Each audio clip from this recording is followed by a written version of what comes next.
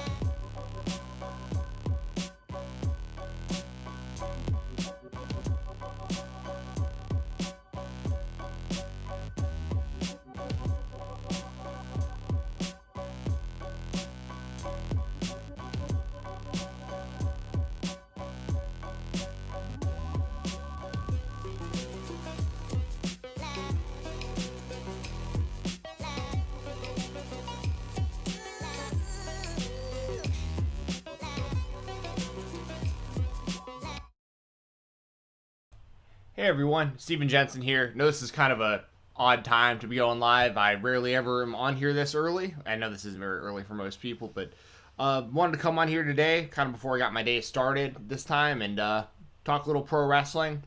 I've got the chat up on the screen for anyone that happens to be in here right now. I see Corey. I figure I'll just answer a couple questions, go through the chat and stuff before I get into the predictions for Impact's No Surrender, which of course is this Saturday. As always, if you have any super chats, donations, those are much appreciated, and I will make sure to deep dive on any statements you have, any comments you have. If you have any questions, I'll answer those, and if you have a business that you want to get shouted out or something on the air, also keep in mind this goes on my audio feed as well, so it won't just be the listeners here that hear your the plug for your company or hear your question or statement or whatever. The audio listeners will hear it tomorrow as well, so feel free to send those in. Let me know that you're watching. Let me know that you're having a good day. Let's see what's going on. And I'll read some of the stuff off from Corey. If there's nothing new in the chat, after I get through this, then I'll just jump right into the predictions. So Corey says, hope it'll be a great show. Lots of love, prayers, and positive vibes for everyone. Stephen, Jessi, and all you love and care about. Yeah. Corey's always in here with really, really nice messages, especially to start the show off. And I talked about him the other day. he actually purchased me a cameo from Shelly Martinez. Complete surprise. Didn't expect it. Definitely didn't see it coming. But it was pretty awesome. Like, Shelly left me a really, really nice cameo. So that was thanks to Corey Hummel. I really appreciate that, man. I hope you're having a good day. Corey also mentions that he hopes that No Surrender has plenty of memorable matches. Me too. I mean, when I did the predictions for this show on FightfulSelect.com for the Weekender podcast that I do every Sunday, there was only like 5 matches or so, and some of those matches have actually been modified since then. So it'll be interesting to kind of go through this show, and some of my picks may have actually changed. So we'll see. Corey also with a Valentine's Day shout out. Yeah, happy early Valentine's Day to anybody who celebrates. I actually am going to be spending Valentine's Day at my parents' house because it was my stepmother's birthday yesterday, and Sunday is the day that we're all getting together for her birthday, and it just happens to fall on Valentine's Day. So I'm looking forward to that. I hope anybody else who has big plans for Valentine's Day, hope you guys all have a good Valentine's Day. Corey also says that we hope we enjoy SmackDown tonight. I probably won't be watching. I might, but a lot of the time I wind up watching IWTV, IndependentWrestling.tv on Friday nights. But I really love what they're doing with Roman Reigns. Like, I can't say enough good things about that. So I might tune in just hoping that I catch whatever Roman's doing. And, I mean, obviously I love Daniel Bryan and Kevin Owens. And there's a lot of good talent over there on SmackDown. It's just really hard for me to get behind WWE product right now. Although, what is it? Also on Sunday is NXT TakeOver Vengeance Day. And I did predictions for that show on Wednesday with Throwback. So you can check that out here on this YouTube channel, Jessi Davin, JSSIDAVIN, or on the audio version over at Fight Talk. Those are available over there. And also, let's see what else was going on before I get into the predictions. We got No Surrender on Saturday, TakeOver on Sunday, and I think NXT TakeOver shows are can't miss. Whether you're paying attention to NXT Weekly, whether you even watch the WWE product, whatever it is, I think if you consider yourself to be a pro wrestling fan, I think you really do need to tune in and watch those pay-per-views, those TakeOver shows from NXT. I think that they're always really well done and seem to exceed expectations. So let's just jump right into the predictions here for No Surrender. If I have anyone, chime in on the chat or any super chats, donations, anything like that, donation link is in the description. Merch link in bio. Jesse's OnlyFans in bio. All the sponsors, all their links are in the bio as well. And I'll just kind of go right through this. If anybody has anything to say that they want to add or want me to talk about, just let me know while I'm going through this, and I will kind of stop where I'm at and address whatever you guys want to talk about. So, first match we got here, Decay, which includes Black Taurus now. He actually debuted, or I should say re-debuted, because he's been on Impact before, but it's been a while. Black Taurus now part of Decay. It'll be Black Taurus, Crazy Steve, and Rosemary taking on Tennille Dashwood and Team Triple XL, the team of AC Romero and Larry D. I think this will be alright. Like, I'm not super into the storyline. I've never been super into the Decay stable, and Tennille Dashwood, I'm still kind of lukewarm on. I don't think she's like she's okay. She just never really showed me anything that makes me think she's like incredible or anything like that. The character is interesting, with Caleb with a K, and kind of how she's like this Instagram influencer and constantly taking selfies during the match, and Caleb's constantly taking pictures of her during the match on his phone and all this stuff. I think AC Romero has a lot of talent, and he's done a good job of cutting a decent amount of weight. Like, he was really heavy at one point, and he's still a big dude, but it's good to see him kind of for his own health's sake. It was good to see him kind of cut some of that weight, and he's always been good in the ring. He's always done some pretty crazy stuff too. I've seen him do some. He did one bump in Impact Wrestling a couple years ago in the I think it was the X Division ladder match where he took a nasty bump, and I've seen him do some pretty crazy stuff on the indies as well. So as far as this match, though, I'm going to say that Decay gets the win, especially because they're kind of more of like an actual stable, and Black Taurus coming back adds some momentum to them, and I just feel like they're kind of doing more with Decay, and I think that they'll get the win over Team Triple XL. After that, we got Jordan Grace, Jazz, and ODB taking on Deonna Purrazzo, Kimberly, and Susan. I think this will be really good. There's a lot of really great women's talent in Impact Wrestling. I totally forgot that ODB just re-debuted. Completely forgot about that. So it's good to see her back. Susan, of course, is the alter ego of Su Yung, former Impact Knockouts champion.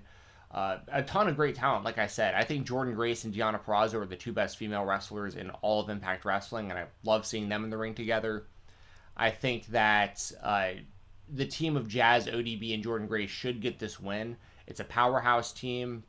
I just feel like, we've seen Jazz versus Jordan Grace already, but I think they'll have a bigger one-on-one match sometime in the near future. But it's also interesting with ODB back in the mix, and she's basically a TNA legend if you really think about it. She was around TNA wrestling / Impact Wrestling for years and years, and heavily involved in a lot of their stories. And I like the team of Purrazzo, Kimberly, and Susan. So I like everybody involved in this. I just think it makes a little more sense to have Jordan Grace, Jazz, and ODB get the win here. And I'm interested to see kind of where it goes going forward. I'd like to see all three of those women in AEW, by the way. I'd actually like to see every woman in this match in AEW, whether it's due to the Impact Wrestling crossover or if it's due to one of them leaving, any of them leaving Impact Wrestling. I'd like to see them sign with AEW. I think all 6 of these women could really help AEW's women's division, I guess is really what I'm trying to say. After that, we got Jake Something taking on Diener. And this has been a really great storyline. Jake Something was cousin Jake, and now he's finally Jake Something again. And I think we got Jessi. Did she just chime in with something? Oh, that was nice, Jessi. Putting up a nice message, trying to get people to come on into the chat today. Like I said, anyone watching or listening, I rarely ever go live what I say early. 11 a.m. for me is early. But I got some stuff I got to do today, so I just figured I'd jump on and just see if anyone was awake or chilling. Jesse's here in the chat. What's up? You just missed Corey. He was in here earlier. But yeah, it's rough without you, Jessi, especially when I'm doing these random times and nobody knows that I'm live. But I appreciate you, and I'm looking forward to Impact. Let me know what your predictions are, Jessi. I wish you were here on camera with me, and I hope that you're back soon. But take all the time that you need. Let's see. So as far as this match here, cousin Jake is now officially Jake Something. Actually, I'll get back to the predictions here in a second. Jessi says, yeah, WTF, is you doing awake right now? Honestly, a big part of it, so my brother gets off, he's supposed to get off work early today, and I hope that's the case, because that's a big reason why I'm doing what I'm doing. Because if he gets off work around the time that he claimed he was going to, I'll be able to do this, I'll be able to hang out with him, and then I'll be able to get some work done, and then I'll probably be able to chill and watch wrestling tonight. But basically I'm doing this so that I can do the rest of this stuff today and hang out with my brother. But yeah, it is kind of weird. Like I really had to wake myself up around 10 a.m. today. Ayo Adebayo? I might be really butchering the last name there, but or it might be Ayo. Let me know how to pronounce that so I don't mess it up. Says sup. Welcome to the stream. If you have any questions, anything at all, let me know here in the chat. As a matter of fact, let me switch over to this for a second. I'll get back into the Impact predictions here now that we got a couple new viewers in. This actually will show kind of what we're talking about while we're just chilling. I'll take a few minutes to just talk to the chat. Jessi says, yeah, being productive early. Yeah, I know, right? I'm hoping I have more stuff to edit today, too, but we'll see. What are you doing today, Jessi? I'm guessing that you're probably pretty busy with the family, is my guess. Io, thank you. I will try not to mess that up going forward. So Io, thank you for joining. Let me know what your predictions are while I'm going through this Io. That goes for anybody listening or watching. I'm gonna get back to the predictions here in a minute. Io says Friday, chilling, laying back. That's what's up, man. Those are the best kind of days. Those are the days I try to have every day, and I just try to sprinkle in some work here and there. That's kind of my motto right now, especially during the pandemic and all that stuff, when some stuff's just like totally out of our control, right? Like, I'd like to be out and about and doing stuff. I'd actually like to get out and kind of do some more just part-time work again, especially with my brother working with these Parkinson's foundations. I really want to get involved like in their gyms and stuff, but I also would never be able to live with myself if I like caught the virus or something and wound up spreading it to, you know, all these elderly with neurological issues, like all these high risk people. So like I've really been isolated. So but because of that, like that's just out of my control, you know what I mean? It's all just out of your control. So I've just been doing a lot of chilling also, man. Jessi says being a milk machine. There you go. Being a milk machine is Valentine's Day party for Scarlett at school. Savannah is growing. She is sleeping and hungry. There you go. I love hearing that. Being a milk machine. So basically, little baby Savannah, for anyone who might be not up to date, a lot of the time, a lot of Jessi's time is currently being spent with little Savannah latched to her. I don't know what you can say on YouTube. Latched to her breastises. So yeah, Jessi's over there being a milk machine for a little Savannah. And then Scarlett's got Valentine's Day party. So I'm guessing what's that like? Oh, I guess yeah, she's in school, right? With it being Florida.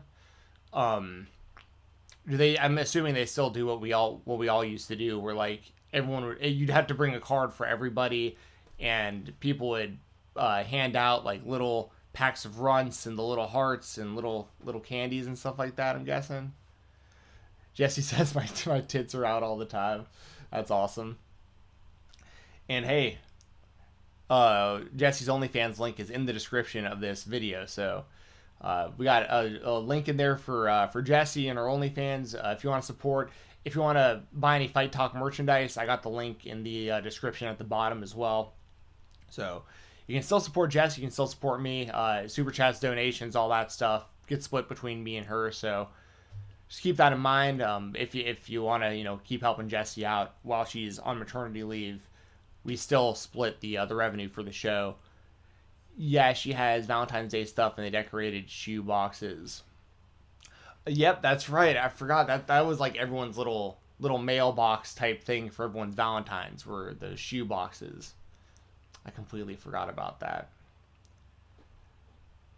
I'm trying to think if I ever like gave someone a Valentine like trying to court them.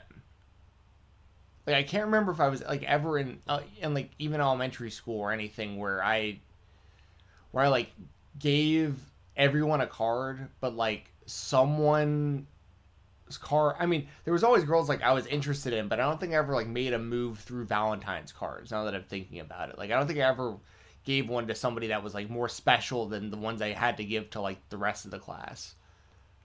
Kind of funny to think about that whole concept now, especially with like such little kids. Of all these little "I love you" messages, it's kind of funny to think about. It always makes me think about Billy Madison. For anyone listening, y'all know what I'm talking about, but there's that scene in Billy Madison where it's Valentine's Day, and the male teacher gives Billy Madison a Valentine, and it's pretty funny. Jessi says, I don't think I ever gave someone the special Power Rangers Valentine. Ooh. Is that how it worked? Like, was there... I know we got, like, the big packs of, like, little, cardboard cards and stuff.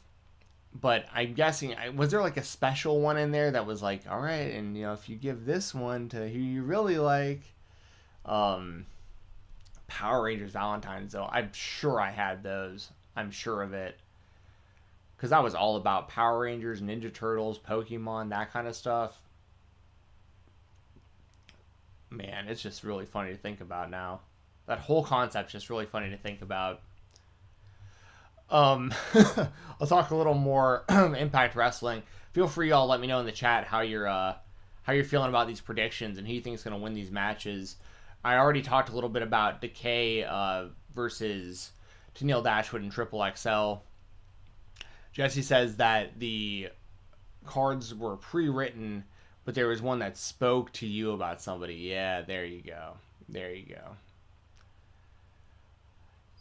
Yeah, Jessi's trying to remember the Valentines she had. I'm trying to remember also. They had to have all been like that, though. It was definitely...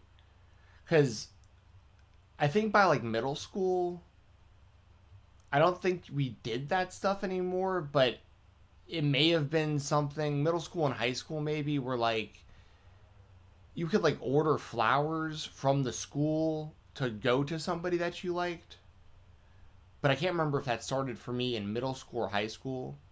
And for me, just for the record, middle school was 6th grade through 8th grade. And then high school for me was 9th grade through 12th grade. I know it's different for some people, and some people have just like one secondary school and one primary school and stuff like that. Io says solid card tomorrow. I agree. I totally agree, Io. I actually have already given my prediction that I think Decay is going to beat Tennille Dashwood and Team Triple XL. And I think Jordan Grace, Jazz, and ODB are going to defeat Deonna Purrazzo, Kimberly, and Susan. But this women's match here is really, really, really promising. There are 6 very talented women. This could be a really good match.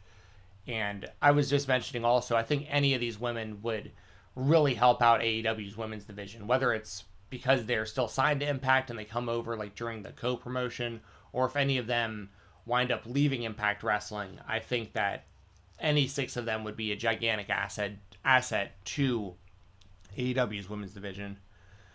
Excuse me. Jordan Lassiter says, I'm here. What am I missing? Haven't missed anything yet. I've just kind of been talking to the chat. We just had this up here, Jordan. We're just kind of talking, hanging out. And I'm just kind of slowly starting to get rolling on making the predictions. But thank you for coming back, Jordan. Much appreciated seeing you in here. Sorry, I got to keep clearing my throat, y'all. Maybe it's because it's so early for me. My throat isn't ready. Let's see.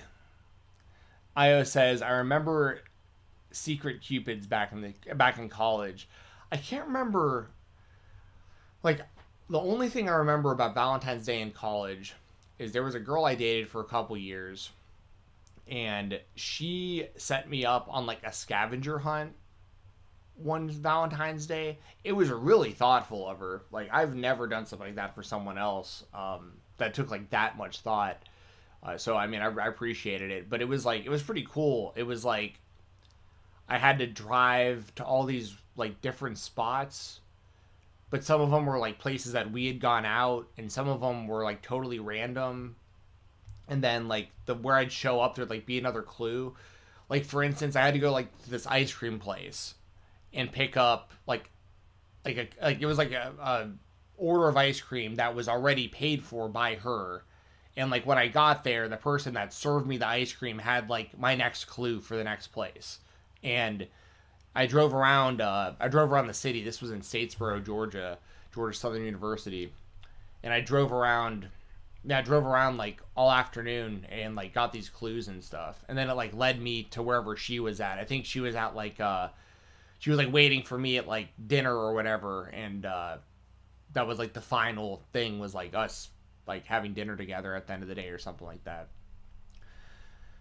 Kind of crazy to think about now. That's a girl who I had a pretty bad breakup with, but I hope she's doing all right now. I haven't talked to her in a really long time. She has a family of her own now, has kids, or at least one kid, husband, all that. You know, I'm happy for her now. It's wild to think about how much thought had to have gone into that whole scavenger hunt. That was really nice of her. Jessi says, "Damn, she love you." Yeah. Oh yeah, we had a great relationship for a couple years, and then things kind of really went bad. But You know, I was also, I mean, she was a couple years younger than me too. She was like, I probably would have been like 21, and she was like 19 or 20 probably when this happened.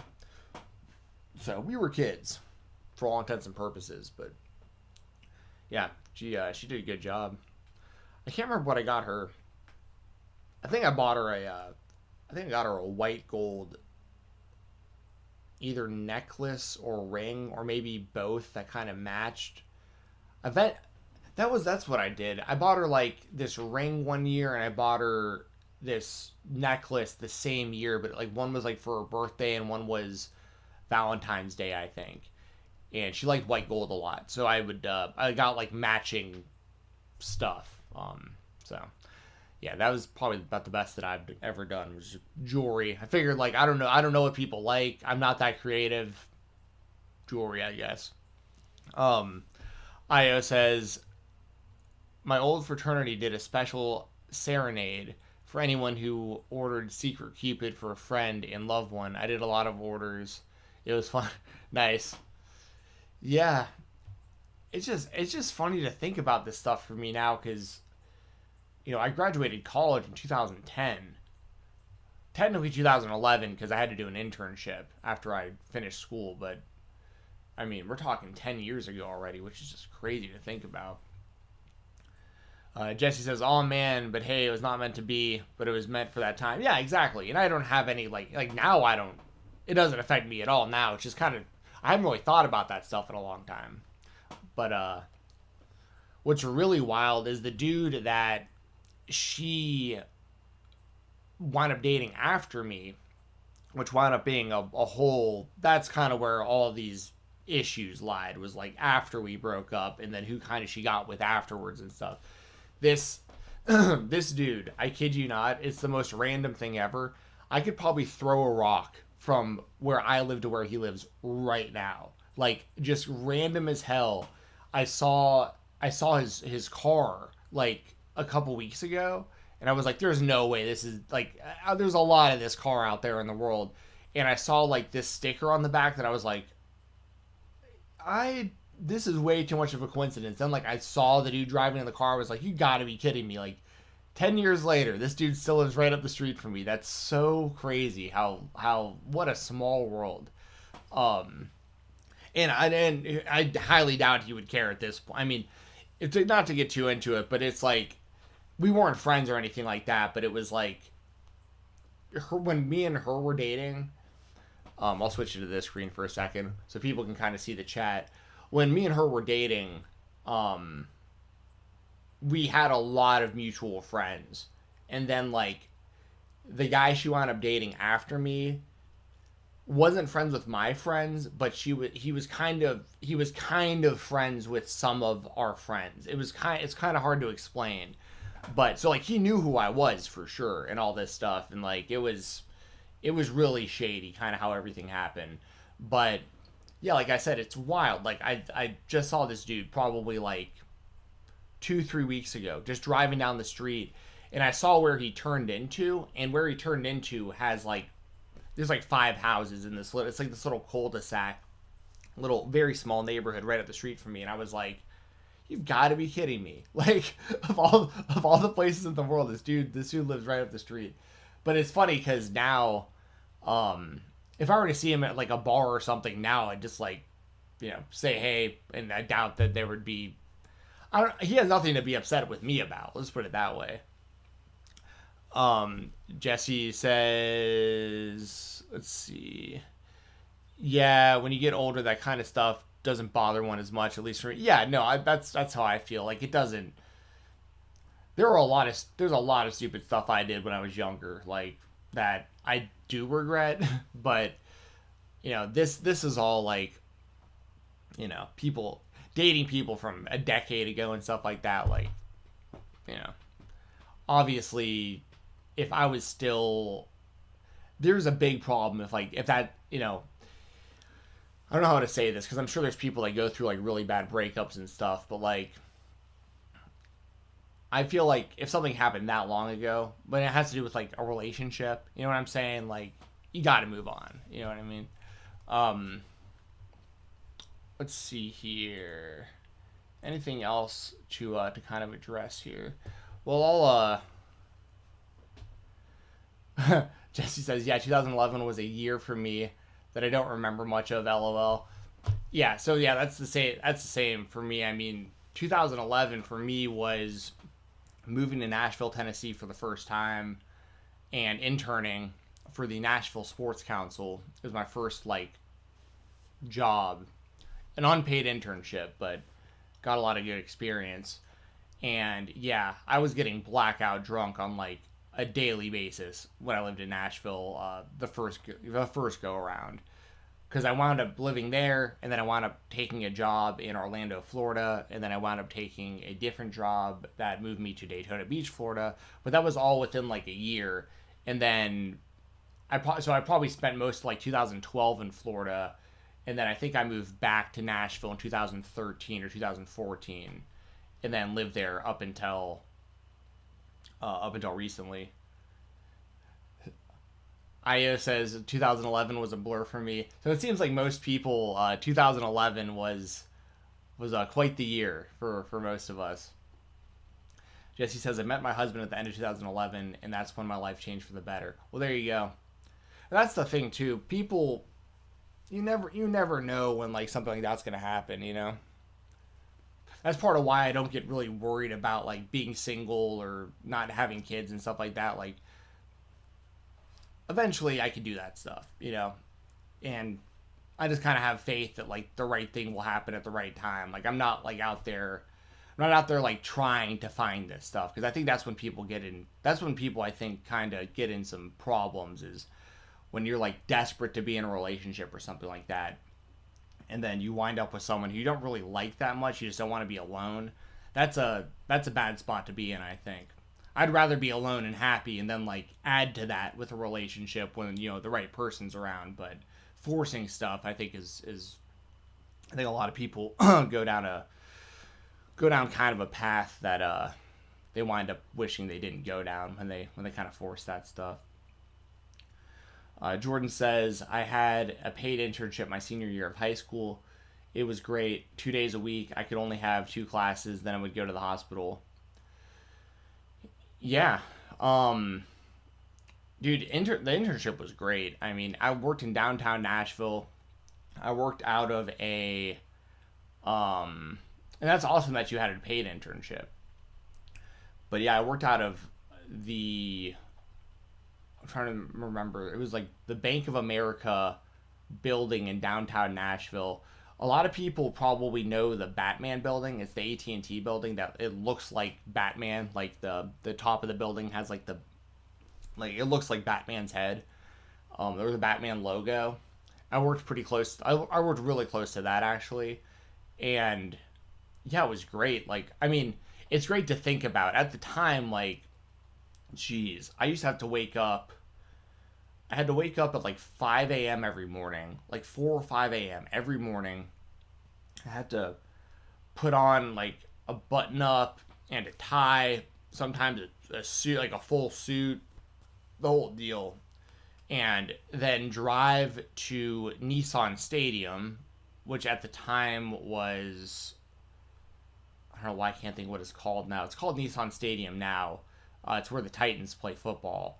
I used to have to drive there to the Titans parking lot, and then take a bus from the Titans parking lot to my building in downtown, or to downtown, like to like this around the street I worked, and then walk from there. And so I'd get to work at like, I think we started at like 6:30 or 7 in the morning or something like that, and then I'd be done at like 3 or 4. So like that was great. But, and then I'd usually walk home. I would usually walk from my building to the bus stop, because I like kind of just getting the fresh air. So I do like the 30-45 minute walk to my car usually, instead of taking the bus home, because like I like the walk.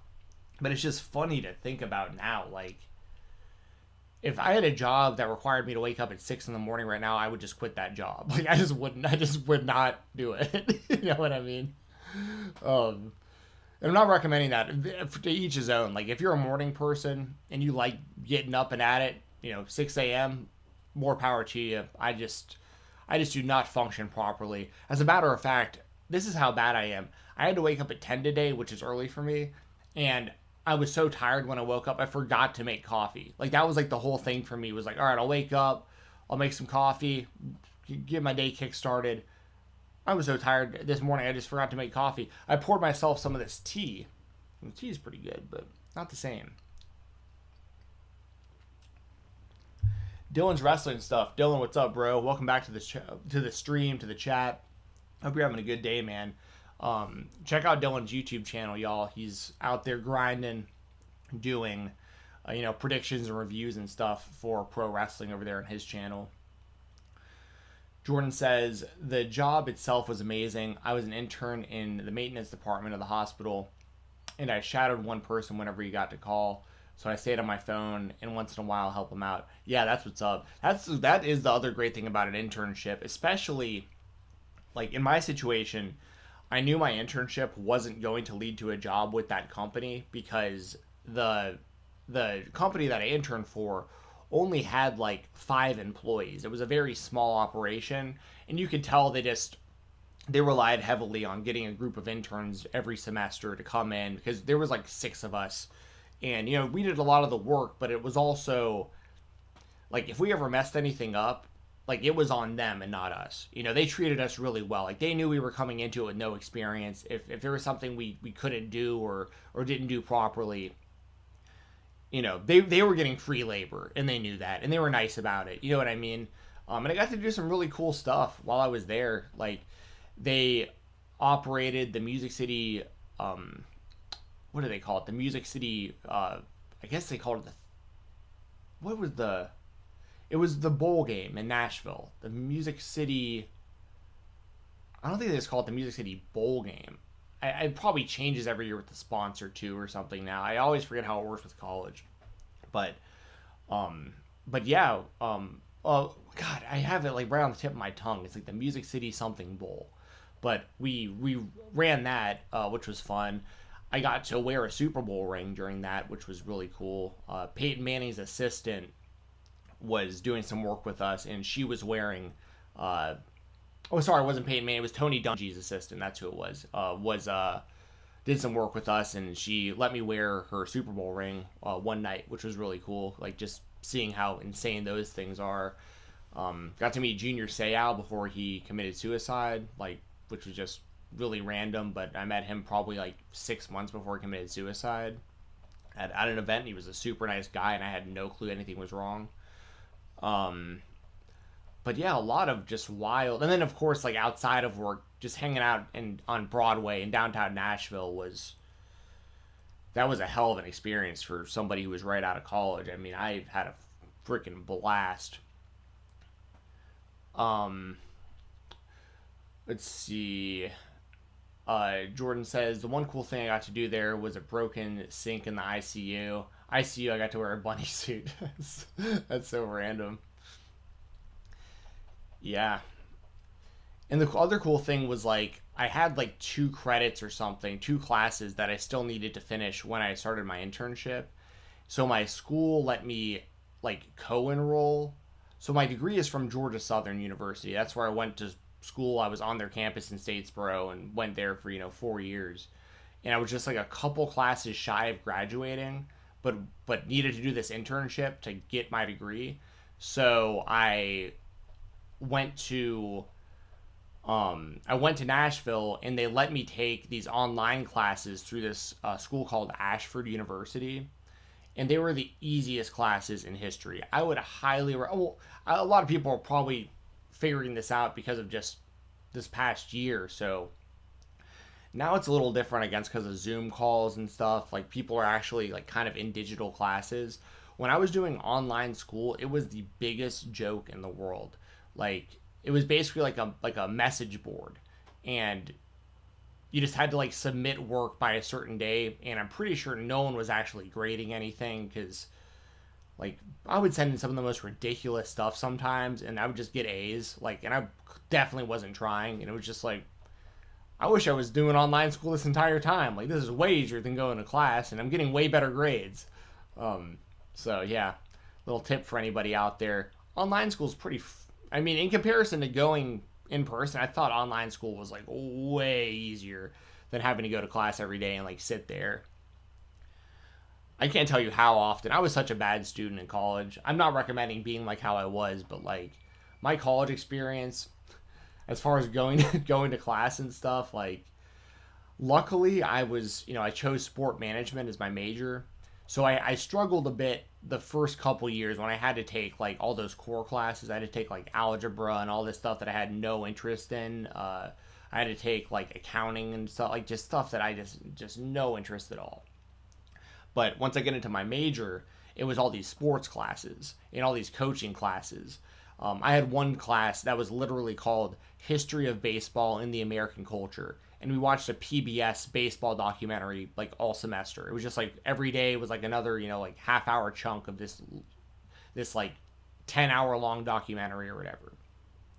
I had a class that was bowling, where you literally went to the bowling alley and like, as long as you, I didn't even show up to that, but I was on the bowling team in high school, so I was really good. And basically, I beat the teacher one-on-one. He gave me an A, so like I didn't have to come to class. Like I took golf, so which was literally the golf class was you got 2 buckets full of golf balls at the driving range, and the teacher would just like walk up and down the driving range and just like critique your swing and just like try to get you to be able to hit the ball farther. Like these classes were such jokes. Like I had this one teacher who he was like the teacher for like almost probably half the classes I had, and all of his classes were exactly the same. Like no matter what the subject was, like it could have been like a class on like the economics of like a baseball park. Like how does a baseball park make money? How do employees get paid?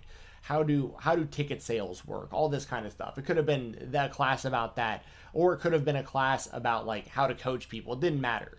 All of his classes were exactly the same. And the way that they worked were he would put, it was like a game show every day. He'd put all these questions up on a big projector screen, and it would be one question at a time. He just hit a button and like a picture of like a stadium would just show up on the big screen, and he would and we would always be in teams of like 3 and 4, and whoever raised their hand first and got the question right, so it'd just be like a picture of a stadium, and you'd be like Nissan Stadium, and he'd be like, that's what that is, you get a point. And all these points would be extra credit for tests. So I'd go into these I just go into these tests. I'd get like a 80 something, but I'd really get like a 110. You know what I mean? Like it should have been like a B, but B is like I'm not even trying. So that was really my college experience, was like barely getting by and just taking classes that I thought were interesting. And thank God there was a degree that, obviously some of the classes were a little more serious, but for the most part, it was pretty much what I'm describing. And all those other classes I didn't want to go to, I'd go in, I'd write my name on the attendance sheet, and I just walk out the door and hope the teacher didn't stop me. Like that was college for me, and I have a degree. I have a bachelor's degree, so there you go. Dylan says, speaking of college, I'm going to campus on September 13th. Dude, I'll say try in school, Dylan. Don't listen to things that I've been saying. Go in there, give it your best shot. It's crazy kind of how things work out, because when I was in college, YouTube existed, but like you couldn't make money off of it. And so like for, the video editing I do and stuff, that just didn't exist. Like YouTube video editing for money, that didn't exist. Doing live chats and getting donations and all that stuff, it just didn't exist. So also keep that in mind, Dylan, when you're in school, succeed in the things that you're interested in right now, but also be forward thinking. There might be some stuff that you have in mind that you think is going to be big in the future that you're not learning in school, and still spend time, pursuing that stuff outside of class. That's probably the biggest advice I can give anybody, is like, if there's something that you think is going to be a really good idea 10 years from now, and no one in school, here's a perfect example. I'll talk about this real quick before I get back into the predictions. when I was in college, when I was going to all these classes and pursuing a degree in sport management, which, by the way, I also got a minor in business and a minor in coaching altogether by doing these things. When I was in these classes, you would have to like go around the room and like like at the beginning of the semester and like, you know, it's like the introduce yourself thing. Hey, I'm Steven. My favorite color is green. Blah blah blah. You just like facts about yourself, and you would have to say like what you wanted to use your major for. So they go around the room and everyone's talking about MLB and NBA and even NASCAR and soccer and golf, PGA, stuff like that. And I was the only one in class that would ever stand up when it was my turn and be like, I want to do something with mixed martial arts. Like, I think the UFC is going to be huge. And this was back when, Jordan says at this point, why are we doing predictions? I'll get to the predictions here in a second, man. But I used to stand up in front of the class and I would say like, I want to do something with mixed martial arts or professional wrestling. But I was really more focused on MMA because I was like, that's an actual sport. And I used to literally get laughed at. Like, people were like fighting, like, but kind of like boxing. Like, once again, the Ultimate Fighter had like just kind of happened. Like, and so the UFC was still pretty fringe. And people thought I was completely crazy for thinking. And I would like just stand there and be like, I'm telling y'all, like, I think that mixed martial arts is going to be a massive sport one day. It's going to be on like cable TV. It's going to be just like all the other sports. And I want to get in on it when it's still something new and growing. And people used to literally laugh. And because of that, I pursued coaching baseball initially. I coached high school baseball. And it was because like, I don't know what the hell I'm going to do in MMA. I don't know how to get a foot in the door. I don't want to move to Las Vegas and like try to just find the UFC or whatever. Like, but that just to show you, obviously now the UFC is huge and I make most of my living by editing videos that have to do with mixed martial arts for all things MMA on YouTube. And I did it for MMA on Point before that. And yeah, but those things, once again, these options didn't even exist when I was in college. So just keep that in mind when you're in school. Like, soak in all the information you can. But more importantly than the information, Dylan, and anybody listening to this may be bad advice, but it's advice that I think is important. That's where I learned a lot about myself and where like you have to start learning how to be out on your own and making those decisions outside of class of like going out there and like meeting new people and trying new stuff. I'm not advocating like to do anything dangerous, but I'm just saying like, you know, go out there and, you know, have some fun. And it's your real last chance to like, to really, really party it up and have a good time and really live freely, really, before you're out there in the real world and the bills become real. You know what I mean? Oh yeah, I want to Jordan's message. I'm going to show that. Oh, Jessi got it first. Nice. Yeah, everyone's saying like, who's laughing now, right? Of all the people I went to school with that got the degree I did, that like we were all in the same class, there's like one dude who wound up who's done some work in the NHL, but he's not doing it anymore. There was one dude who was doing some work with the PGA, and he might still be doing that. I don't think one of the guys coaches high school football, but and we're talking out of like 100 people, give or take, in this major, like maybe 3 or so people even like made it in any degree, as far as like within the sports world at all. And then I had my buddy who he did broadcasting, not sport management, but like my best friend is the broadcast manager for the New Orleans Pelicans NBA team. He's definitely the most successful out of all of us. And I could not be he is the best dude in the world. Like, he's the best employee of all time. He was my boss at one point at the college radio station. Like, he was the best boss ever. He's like the model employee. He's my best friend. I mean, like, his name's Daniel Sowerson, by the way, for anyone who wants to look him up. I'll actually pull up his Twitter if anyone wants to give him a follow. If you're a basketball fan, here you go. If you're a basketball fan, this dude's like my best friend in the world, Daniel Sawerson. He's been with the, and there you go right there, proud alum of Georgia Southern University. That's what I'm talking about. But yeah, he's been working with the Pelicans for, because he was with them when they were the New Orleans Hornets first. So he's been there a long time. So show Daniel some love over there on Twitter. Okay, guys and girls, and anyone that identifies it as anything else, we are going to talk more about No Surrender, because I know that's what most y'all are here for. But it's been fun catching up and just kind of doing a little chill session there. I'm probably going to do that more often, by the way. If you're in the chats early, I can pull everyone's chat up and we can just kick it for a few minutes and just answer questions, talk about life, talk about random stuff. I'll do that at the beginning of all the shows that I'm doing solo. I'll start off like that going forward. So if you're in the chat early, we'll just spend the first... I didn't realize I was on here for the last hour, though. I did not realize I'd been doing this. Sorry, y'all. I thought I'd been on here for about 20 minutes. But I'll probably spend the first, 15 minutes or so going forward just interacting with the chat. But let me know. Here's another reminder. Super chats and donations. While I'm going through these predictions, feel free to let me know if you want your question answered, if you want your statement read.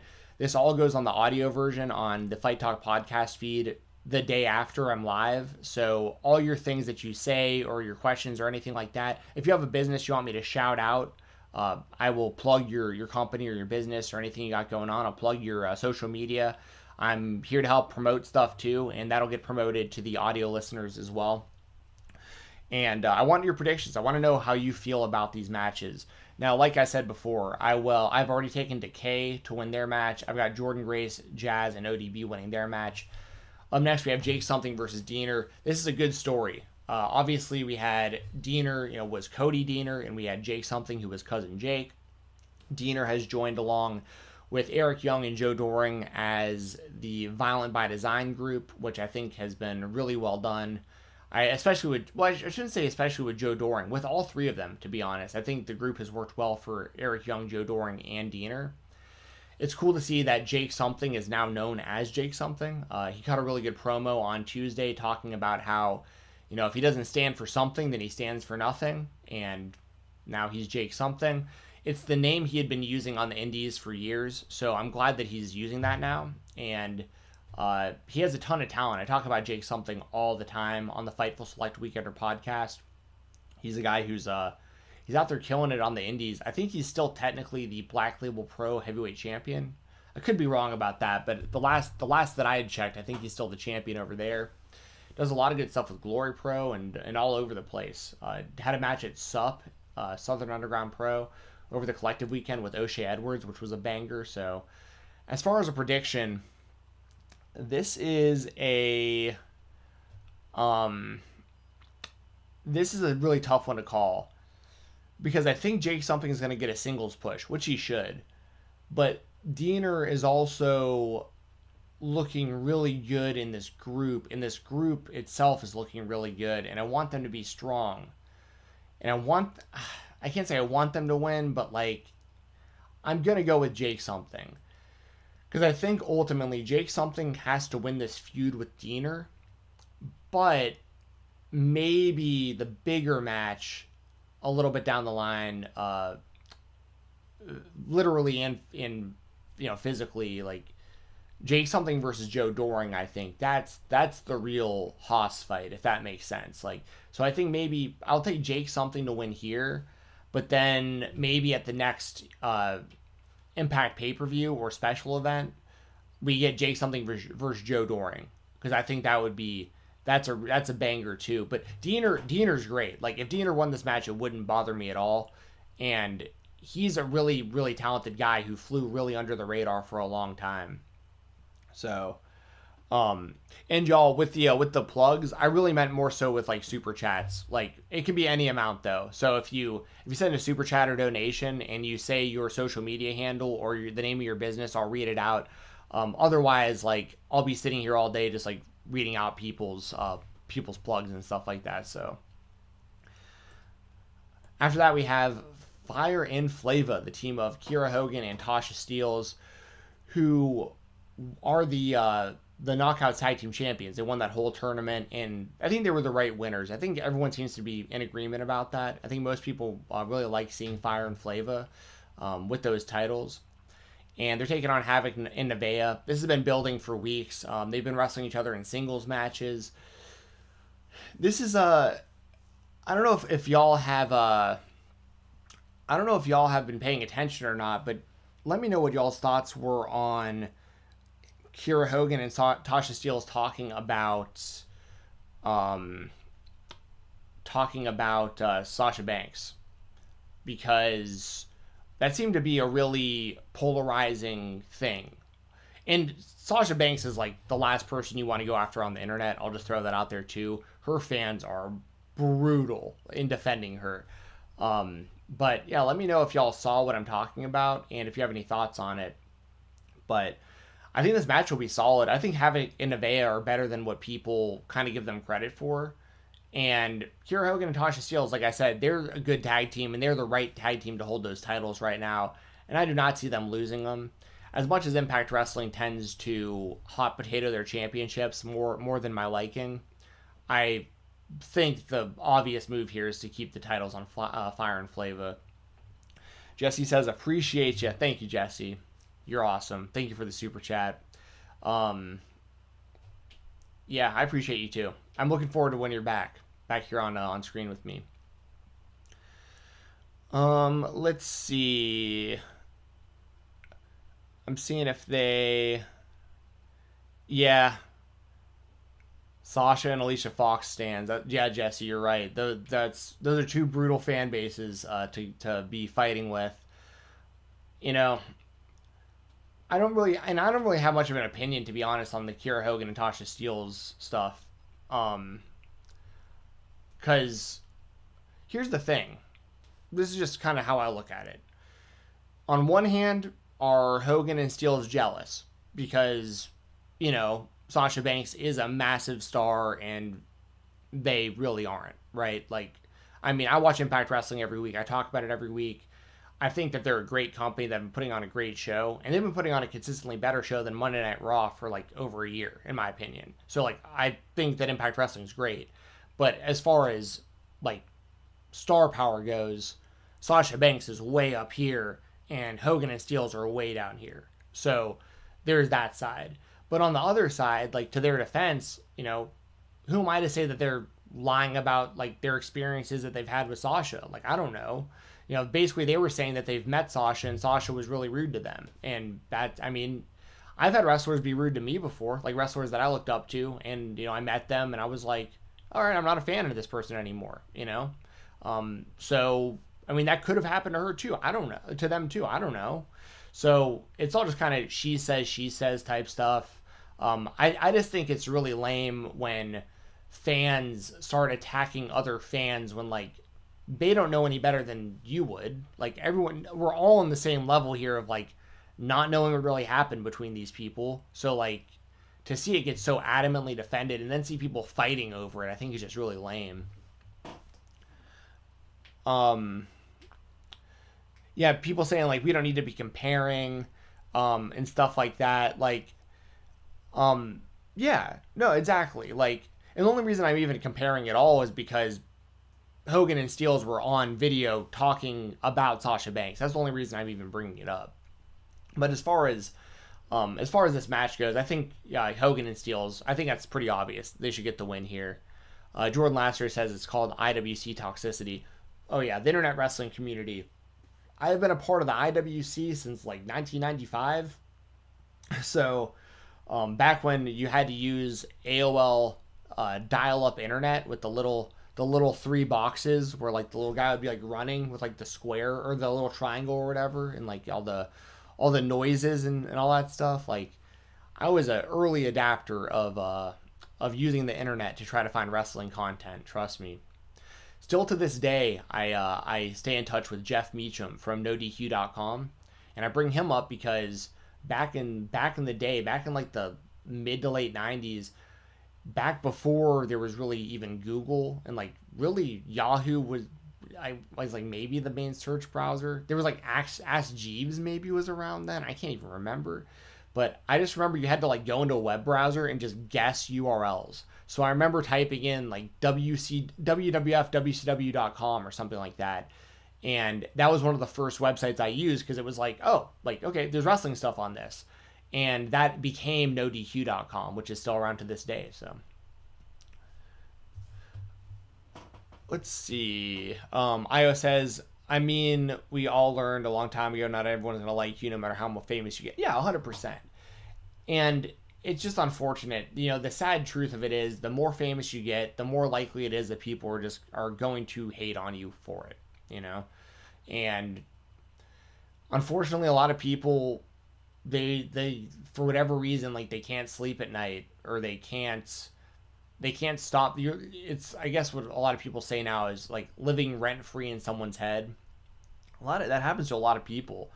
A lot of people are like walking around in this world or sitting alone in this world, like jealous that other people are succeeding when in reality they could be just as successful if they just put any actual effort towards what they were talking about. You know, it's a bummer. It's a bummer because I've always been of the opinion that there's always more room. Like, if you see someone doing something that you really like, why can't you also be doing that? You know, it isn't like there's one spot for everything. Like, if someone's successful, if you know what I mean? Like, there's so many examples of this, but you can put it into any position. If you have a job where you work in Walmart and the person that started work after you winds up getting a promotion and now they're your boss and now you feel like it's the biggest slap in the face in the world, blah blah. Well, guess what? Like, there's going to be another promotion that'll come around at some point. There might be another job that you like better, you know, like, and don't be mad that this other person accepted a job that you would have accepted if you were offered it. You know what I mean? Like, I don't know. I've never had that mindset about stuff where it's like, so and so got this job or so and so's getting this opportunity or so and so said this about so and so, and it's like, I don't care. Do you live your life? Be the best person you can be. Control the stuff you can control. Jessi says, I wish people would stop sharing that creepy dude's tweets. They need to stop giving him attention. I don't even know who you're talking about, Jessi. I'm not sure who you're talking about. I know there was the stuff with like Sonya Deville and stuff, but I'm assuming this is like much different than.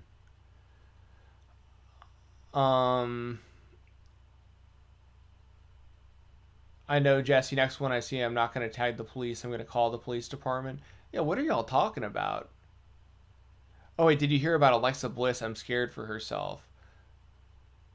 I'm completely out of the loop on whatever y'all are talking about. Is somebody stalking Alexa Bliss and that's what's going on? I'm reading more about kind of what Jessi's saying here.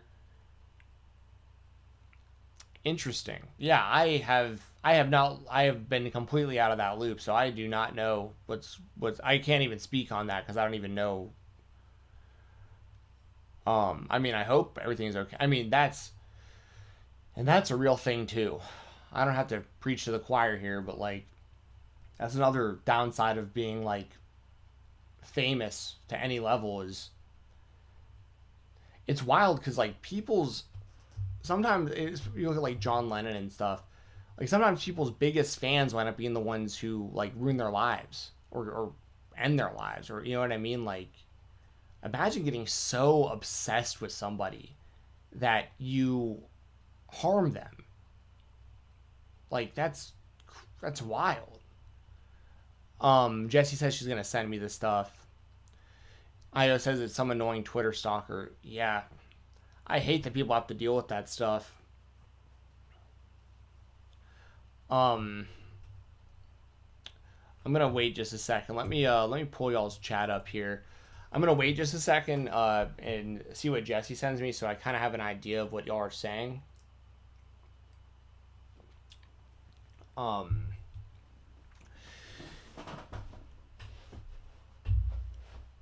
Red Samurai Ninja says you need to report her. Do you mean we need to report the Twitter stalker? Is that what you're saying, Red Samurai Ninja? Yeah, that's it's wild because even like the people that I really worry for also are like live streamers, people who like are out and about in the world with cameras and like documenting their life live. Not vloggers, like not really people that are like going out and recording stuff and then uploading it. Like the people that are out and about that have live chats that people know where these people are in real time and can find them and stuff. That stuff is really scary to me also. There was a Twitch streamer called Ice Poseidon. He's on YouTube now, and his content's very questionable. Okay, so or at least it used to be. So I'm not like advocating like being a fan of his or whatever. I'm just using as an example. Like he used to have like this open door policy where people knew his address. They could just come over whenever and be on the stream and all this stuff.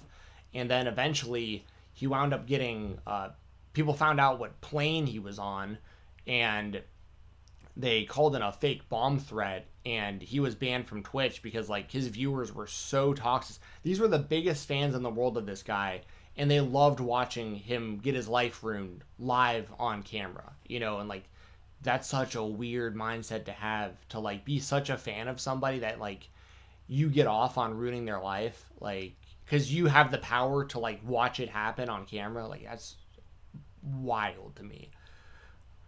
Jessi, okay, Jessi, I just got your text message. Let me just look at this real quick, y'all. I'm paying attention to the chat too, so I see what y'all are saying. Jordan Lassiter is saying that people have been reporting this person, but nothing's happening.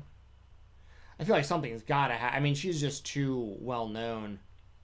Oh, she's with Ryan Cabrera, isn't she? I completely forgot about that. Not that has anything to do with the story, really, but there's a picture of her with Ryan Cabrera. I completely forgot that they were together. Let's see.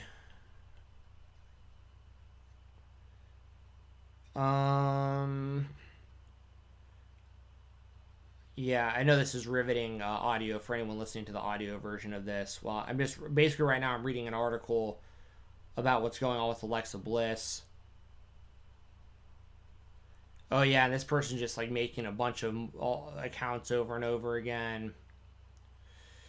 Yeah, I'll have to look into this a little more thoroughly, but yeah, that sucks because there's only so much you can do also, right? Like if the guy just keeps making alt accounts and just keeps doing what he's doing and like that gets deleted, then he just makes another one. Eventually I feel like they gotta like trace his IP address and just go after him. But yeah, that sucks. And I know Jessi, obviously, like you deal with, you know, the stuff you have to deal with and whatnot. I mean, it's just, I think it's even worse for girls than it is for guys. Like, you know, guys can get it plenty. You know, like I just talked about the Ice Poseidon thing and all that, but like for girls, I think it's even worse because, like, I don't know. There's kind of like an added level of like, it's hard to explain. I just feel like it's kind of worse when it's happening. Let me put it this way. I think it's more likely to happen to women. I'll put it that way. I think it's more likely. There's a lot of kind of crazy guys out there that get obsessed with women and do these kind of things. There's obviously going to be fangirls and girls who are going after men that they're fans of, and so that happens as well, I'm sure. But I think the dynamic is just, I think it's a scarier dynamic when it's like these male fans that are obsessed with these women. I just feel it's just scarier to me.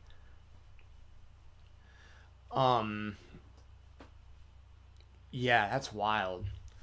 Well, let me switch back over to No Surrender. Keep these picks going because I don't want to keep y'all here all day without getting to this. But thank you for letting me know about all that stuff, and yeah, keep reporting that guy. That's really all I can say. Is that's the only way that I think it could possibly stop.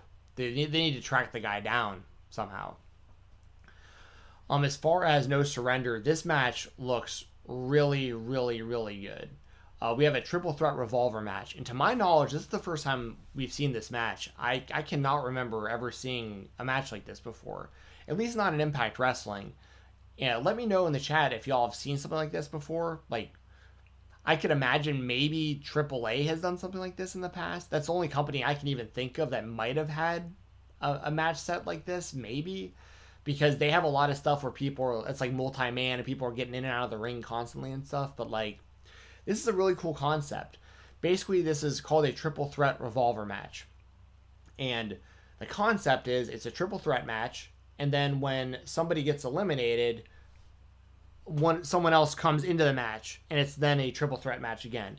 And you get triple threat match after triple threat match. Someone just keeps getting eliminated each time. Eventually, there's 3 people left, and that is the final triple threat match with that pinfall or submission deciding the winner. So it's like a triple threat gauntlet match, elimination style, but like, I like it. I think it's a really cool concept. And the talent involved, this is stacked. This is a stacked match. We got Ace Austin, who I think already should have been the Impact Wrestling World Champion. I think he should have won the title at Slammiversary. I'll say this also because it's been public, but when me and Sean Ross Sapp do our Impact reviews over at Fightful, like when they have like a big pay-per-view and we do the post shows, he told me on the last show that Ace Austin, there's been 2 separate occasions that he's heard of that Ace Austin was supposed to win the Impact World Championship. Like, he was penned in to win the title, and then they changed plans basically last minute. And Slammiversary was one of those times, apparently, that Ace Austin was going to be the champion, and they wound up going with Eric Young instead, and that set up the Eric Young versus Rich Swann stuff, which then led to the Violent by Design stable and all that. But that's all to say, Ace Austin, I think, is an incredible talent.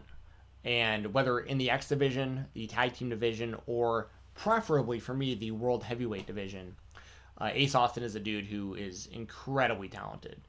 You have Blake Christian, a guy who has been killing it on the indies. I highly recommend if you want to see some of his recent stuff, check out Blake Christian versus Leo Rush. They had, I think, 3 matches out in GCW, and it culminated with it was like a 3 stages of hell type match at Fight Forever. So y'all should check that out. Blake Christian versus Leo Rush. But check out all Blake Christian's stuff. He has done some incredible work. I really like, kind of his friendship and all this stuff that he's done with Alex Zane. And, of course, Alex Zane is now signed to the WWE and stuff. So keep your eyes on Blake Christian, because from what I've heard, I could always be wrong. Sources aren't always 100% correct. From what I've heard, Blake Christian is not signed to Impact Wrestling. And from what I've heard, there is serious interest from big companies. We'll just put it that way. And if Blake Christian... Now, granted, I heard the same thing about Trey Miguel. When Dez and Wentz signed with the WWE, I was told probably 3 months before that announcement was made. But I was told that Trey Miguel was going to WWE as well. And I don't know what happened there for sure, because he's back with Impact.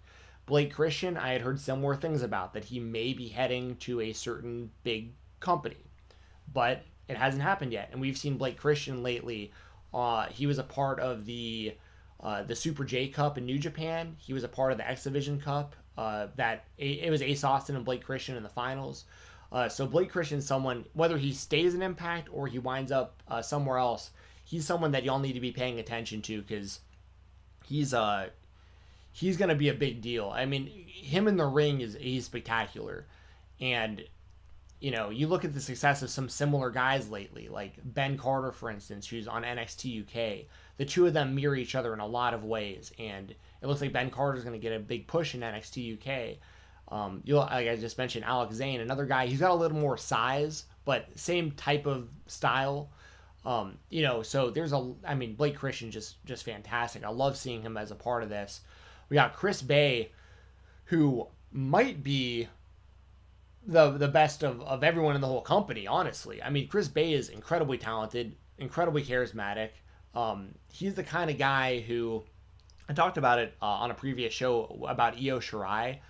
Same kind of thing with Chris Bay. He's somebody where when he walks out onto the stage, you hear the music, you see the entrance, you see kind of his swag and the way he carries himself, and it's like you're drawn to it. Like he comes off like a star, and he's great in the ring. So Chris Bay is another guy. Like similar to Ace Austin, I'd be fine with Chris Bay being in the world title mix as well. The only downside with someone like Chris Bay or someone like Ace Austin being involved in this is they've already both been X Division champion. Same with Willie Mack, who we'll talk about in a second. These guys have been X Division champion. They've kind of been there and done that. They've had good title reigns. But, like, the world title, I think that they would be better fit in the world title mix, because that's ultimately the title belt that people should want, is the world heavyweight title. X Division title is great, but there's a difference in being the world champion and the X Division champion. We also have Daivari in this match, who I definitely don't think is going to win, but he's doing the best work of his career right now. The dude's in the best shape he's ever been in, and he looks like he's good to go for years. I mean, he's completely reinvigorated his career. I mean, so, and Daivari's also doing stuff with Contra over in MLW. So he's doing some good stuff right now. So it's good to see Daivari in there. Josh Alexander is kind of an interesting choice for this match, because he doesn't have like kind of the traditional X Division style. Even though technically X Division isn't about weight limits, it's about no limits, as they would say. I want to see Josh Alexander get a strong push. Now that Ethan Page has left Impact and Alexander's kind of on his own, I want to see what he can do as a singles guy, because he's super talented. He presents something different. I really like his in-ring work, and I like his character, and I like his look and everything. I mean, I'm a big Josh Alexander fan. He's done great stuff on the indies for a long time, and it's good to see where he's at with Impact, and I think he is going to get a push. I just don't think that it'll really be within the X Division. We have Suicide, who, just kind of is what it is. I've never been the biggest Suicide fan. I never liked the fact that he was like, they created him because of the video game, and then there was like Suicide and Manic were both like kind of the same person, and now like they're different people and stuff. It's weird. And there's been all these different people to play the Suicide character. Like TJP's done it. Kazarian's done it. Daniels has done it. There's probably been others. I bet Amazing Red was probably in there at some point. I mean, I've just never been big on Suicide, the wrestling character. Trey Miguel, this is an interesting one. This is who I'm actually picking to win the match. Like I said before, the other Rascals signed with WWE. They're doing great work already as MSK, as a part of the Dusty Rhodes Classic. And it's interesting to see Trey Miguel back in Impact. And if he's going to be there, push him. And he's on a roll right now. He's got a lot of momentum. A lot of people are talking about him. Got a lot of buzz. And I think he's somebody who could really benefit from a run with the X Division title, or a shot at the X Division champion next. Because once again, he's kind of going from the Rascals out into his own thing. He's using some submission holds now and stuff. He's kind of evolving himself. And I think it would make the most sense for Trey Miguel to win here because of those reasons. And then you have Willie Mack, who, personally speaking, is probably my favorite performer in Impact Wrestling. Like, I love Willie Mack. I talk about him all the time. He's the number one person in all of Impact Wrestling, where it is baffling to me that he has never been the world champion of the company. He's been the X Division champion. He's been the tag team champion. He's done everything else, but he's never held that world title. Now, the silver lining there potentially is Rich Swann and Willie Mack are friends and they're teammates, and Rich Swann is the Impact Wrestling heavyweight champion. If he continues to hold on to that belt, which I think he'll hold on to it, I think he'll beat Tommy Dreamer, but I have this really gut feeling that Moose is going to beat Rich Swann for the title. I could be wrong, but I would love to see Willie Mack win the world title from Rich Swann. Like, that would be the perfect story. There doesn't need to be anyone turning on anyone else. It's just Rich Swann giving his best friend a shot at the championship, and Willie Mack takes advantage and wins. Like, doesn't cheat or anything, just, that would be a great way to get the title shot. Willie Mack needs to rack up some big wins before that. He technically beat Moose in their last man standing match, but he got his ass kicked, and then Moose quit because Rich Swann promised him a title shot. So that all being said, I'm going to go with Trey Miguel for the win here. But to be completely honest, like, anyone winning this match is great. Outside of like Suicide for me, because I just don't think there's anything you can do with Suicide. And then Daivari, I just like, I wouldn't hate it because, like I said, Daivari is doing good work, but I would much rather see Ace Austin, Blake Christian, Chris Bay, Josh Alexander, Trent Miguel, or Willie Mack win this thing. You know, just personally speaking. But that said, Trent Miguel is my pick. Let me see here in the chat if anyone is agreeing. I want to know what y'all's picks are. Red Samurai says, I'm hoping Ace Austin will win with the title. But yeah, so a lot of people are hoping that Ace Austin wins the title at some point. I don't know if you were talking about the X Division or World title, or maybe both. But, yeah, Io says, I sense Willie and Swan are going to feud at some point. Yeah, I think so. I think they have to at some point. Something's got to change for Willie Mack. He's in this position right now where, like, he's been really close to the top of the mountain. He's, like I've said, he's been the tag team titles. He's been the X Division champion. And then he basically lost the feud to Moose, even though he won their last match. He basically lost that feud to Moose. So he's going to need to change something to get back in that mix, I feel like. Jordan says, I'm not watching the pay-per-view because it would be pointless because I don't watch Impact every week.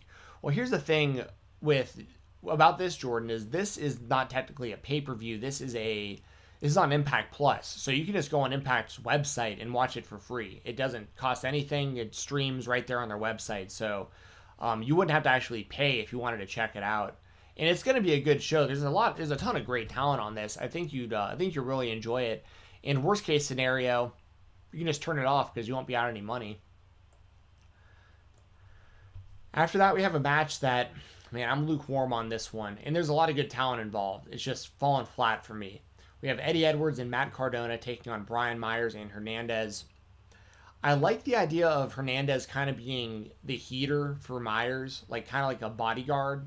I do like that. But I would have kept Cardona and Myers so far away from each other for a while. Like, it's inevitable if they're in the same company that they're going to wrestle at some point or interact at some point. But, like, I don't know. I would have kept them separate. But, yeah, and then, like, Eddie Edwards is good. Jordan says, oh, sorry, I'll try to show that message. It's hidden right now. I got to move to my other monitor. There we go. Jordan says, basically says, get the F out of here. There's got to be a catch. No, because this isn't a pay-per-view, Jordan. They do have their pay-per-views that, like, you have to pay on Fight TV. But, like, once a month, they do one of these free shows on Impact Plus on their website. If you got it on, I think Fight TV actually charges people like $10 to watch these Impact Plus shows. Probably because it costs them money to show them. But, you can literally watch them for free. There's no catch. Eddie Edwards and Cardona. Yeah, Io says Myers and Cardona should be separate. Exactly. That's what I'm saying. Like, I don't know. I hope the match is good. And Eddie Edwards is solid, but that's what he is, right? Like, he's just always good. The matches are always good that Eddie Edwards has, but I feel like people just rarely really care about him. And I'm in that boat too. Like, he just doesn't do a whole lot for me as a character. They made him like this weird Tommy Dreamer 2.0 guy, and then, like, he's like always either the world champion or in the mix or has like a major feud. And I think a big part of that is just like rewarding Eddie Edwards for his loyalty. He's been in the company for like 7 or 8 years at this point. And like I said, he's solid. Like, he's very good, but there's always been something missing with him. Whatever he was missing, I felt like Davey Richards had. For those of you who were a fan of the American Wolves, like, Davey Richards had it all. And Eddie Edwards, there was a little something missing with him. And I don't think he's ever really found it. Cardona, I'm a huge fan of, but he's kind of fallen flat in Impact so far, in my opinion. So yeah, I just don't really have high hopes for this match. I hope it's better than I'm expecting. And yeah, people in the chat mentioning how Myers and Cardona are best friends and it's obvious and stuff. I know, and that it's on one hand, kayfabe's dead, right? Like, so we really shouldn't care about that, but it's hard not to, especially if you watch their YouTube channel. They're literally vlogging together, before and after shows and stuff. But on the show, they're feuding. And it's also weird with Myers, just in general, him being a heel. Because if you watch any of his stuff outside of wrestling, he's like the nicest guy in the world. And like, there's like, a lot of his videos, it's him going out and like buying Toy Story action figures or dolls and stuff for his daughter. He's like this really nice family guy. That show. He's like this really nice father and husband, right? And him and Cardona are best friends, and they're always doing stuff outside of wrestling together. So it is weird to see them fight each other. That's why I would have just kept them completely separate. Like, let them do their own things. And here's the other, this is not meant to sound harsh, but this is just kind of the reality that I think we're looking at too, is how much of Cardona and Myers' careers in the WWE were linked together, right? A lot of it, right? And look where that got them. You know what I'm saying? Like, I'm not saying that's necessarily Myers or Cardona's fault. I'm just saying, like, the perception of them on WWE television was that they were basically jobbers. Like, they got their pushes every now and then. Cardona won the Intercontinental title and then lost it right away. They had some tag team title runs. And Cardona got himself super over with the Z True Island story and all the stuff he did on YouTube and Twitter and stuff. Like, he did a great job getting himself over. But, you know what I'm saying? Like, it didn't really... I don't want to say it didn't work in the WWE, because a lot of that has to do with the writing and the storylines. But I think y'all know what I mean. It's like, for anyone who watched them in the WWE for a decade plus, and then you turn on Impact, you're like, why would you be excited for that? You know what I mean? And this is coming from a guy who's a massive fan. I have a signed Matt Cardona. It's like it's an 8x10, or not an 8x10. It's a little bit larger, but basically looks like an 8x10 signed by him in my office. Like, I'm a huge fan, but unfortunately this match just doesn't really do anything for me. Io says Myers in the meantime has evolved well. Well, I agree. Like, and that's kind of what the issue I have here too, is Myers has been in Impact Wrestling pretty much since he got fired from the WWE. So he's been there for months now. And he has done a good job of, like, reinventing himself, his whole most professional wrestler character, all these things that had nothing to do with Cardona. And a part of the problem too, if I'm just keeping it real, is Cardona is going to outshine Myers almost always. That's how it's been for their whole careers. And it isn't because Cardona is better or anything. It's just he's more popular.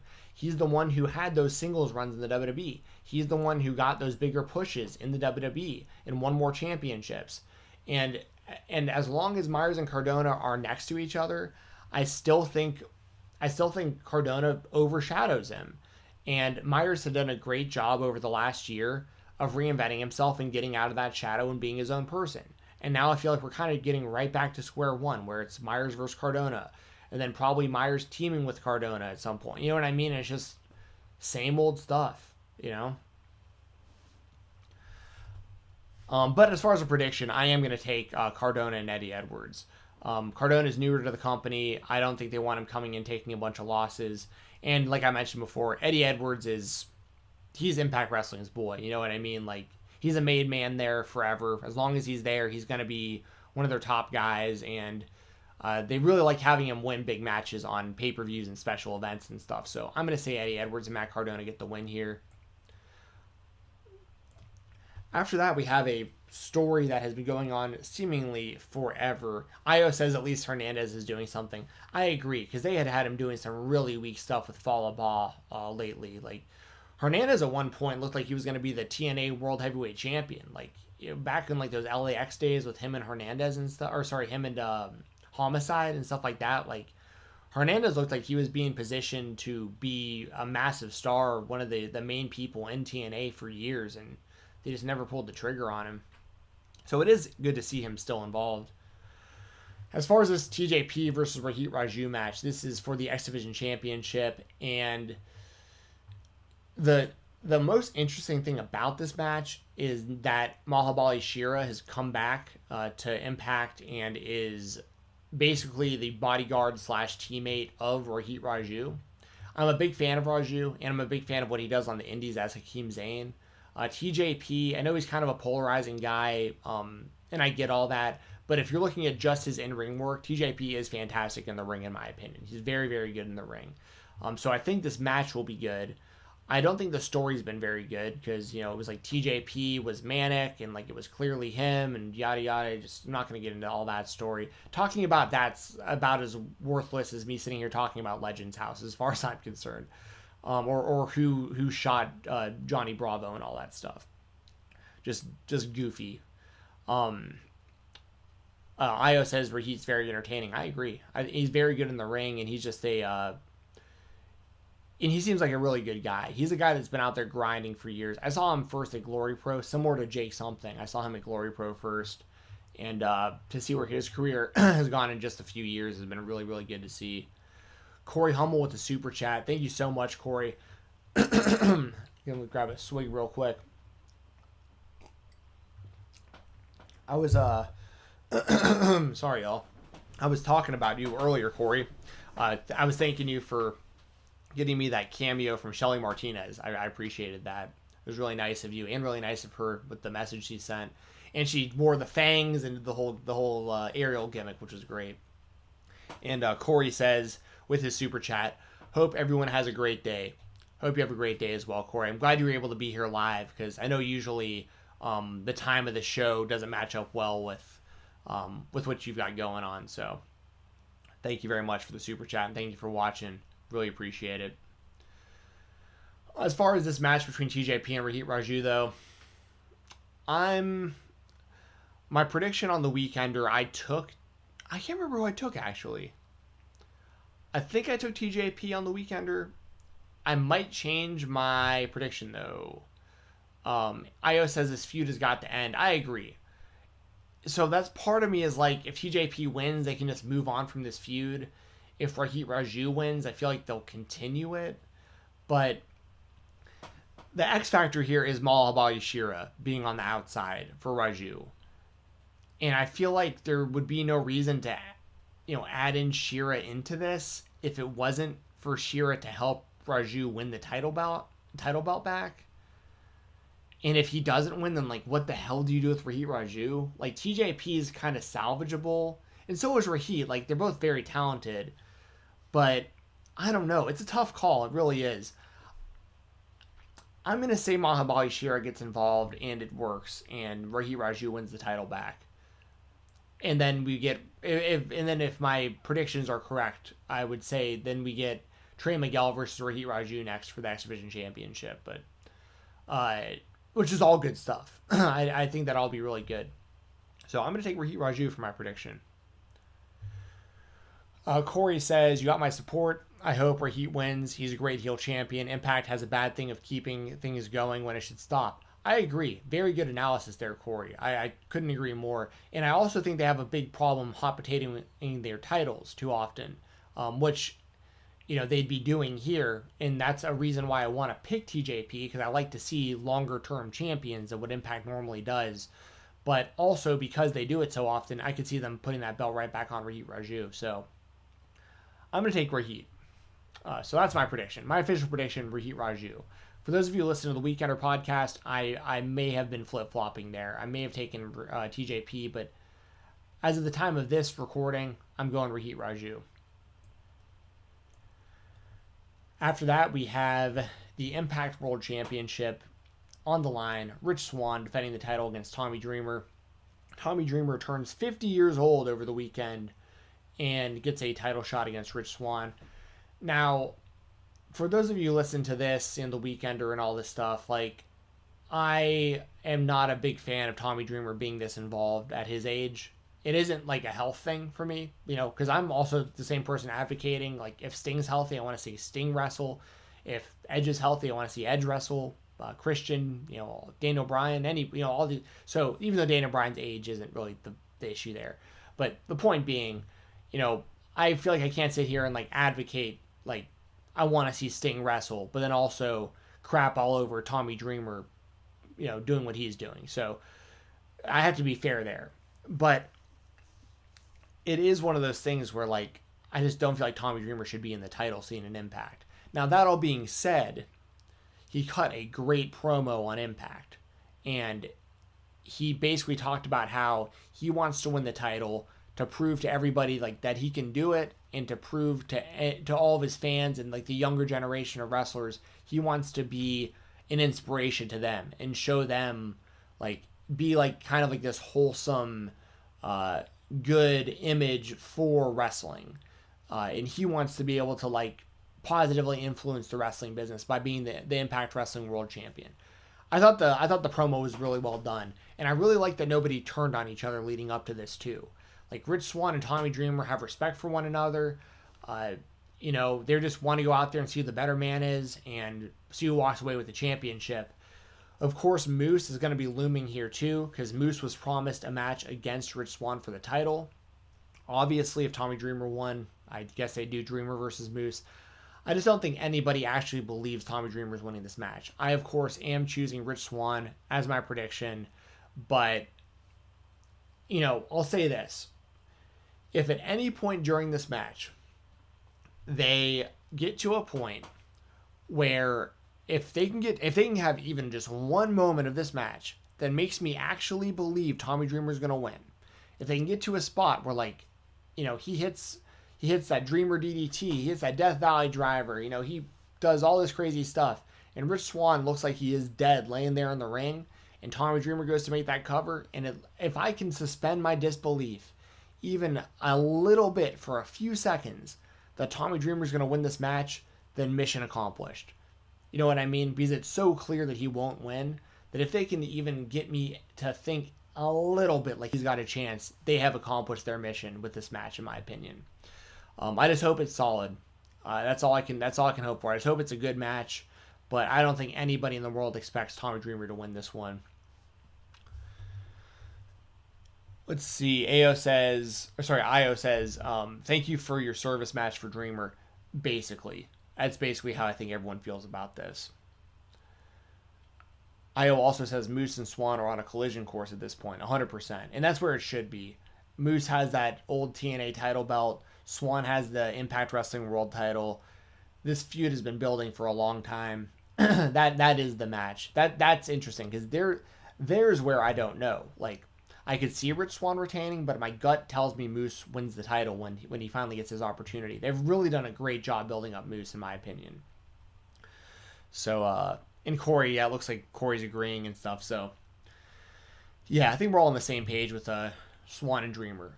We're going into it with low expectations, and hopefully they exceed those expectations and get us to believe for at least a little bit of this match that Tommy Dreamer's got a shot.